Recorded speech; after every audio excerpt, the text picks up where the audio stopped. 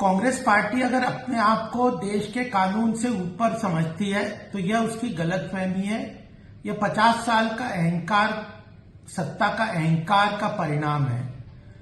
Income tax में जो प्रावधान है वो समाज के हर वर्ग के लिए है, पॉलिटिकल पार्टी हो चाहे कॉरपोरेट सेक्टर के लोग हो या इंडिविजुअल हो, उन्हें उन कानूनों को पालन करना चाहिए।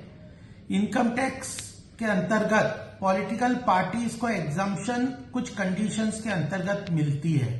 अगर उन कंडीशंस को वो वायलेट करते हैं, उन कंडीशंस को नहीं मानते तो उनका इनकम टैक्स एग्जम्पशन खत्म हो जाता है।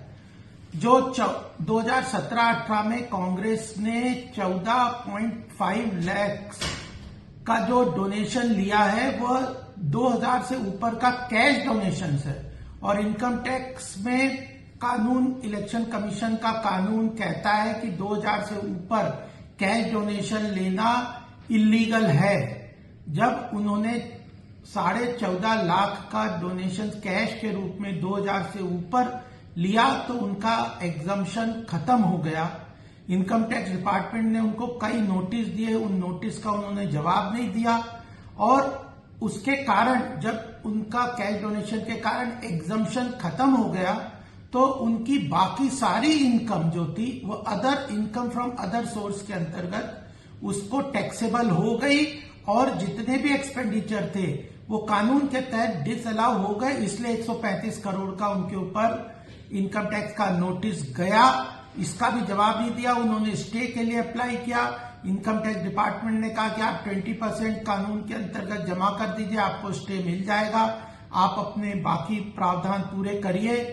तो उसके बाद भी उन्होंने नहीं करा और इनकम टैक्स अपीलेट ट्रिब्यूनल में गए। 4-5 बार इनकम टैक्स अपीलेट ट्रिब्यूनल ने उनको नोटिस दिए कि आप अपने केस को हमारे सामने पुटअप करिए। नहीं उन्होंने किया। तब बैंक उनके अकाउंट में, वह भी बैंक अकाउंट फ्रीज नहीं हुए बल्कि इनकम टैक्स ने लियन मार्क कर दिया 135 करोड़ की इनकम टैक्स लायबिलिटी के ऊपर।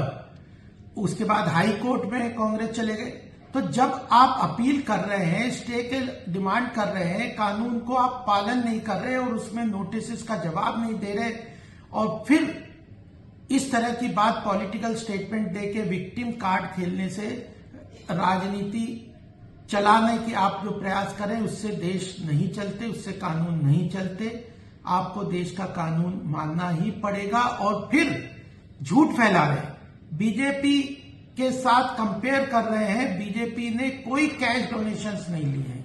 बीजेपी ने जो भी इंफॉर्मेशन थी टाइमली लेवल पे इनकम टैक्स ने मांगी, उनको टाइमली सबमिट किया। इसलिए भाजपा के ऊपर कोई टैक्स लायबिलिटी या नोटिस नहीं आए।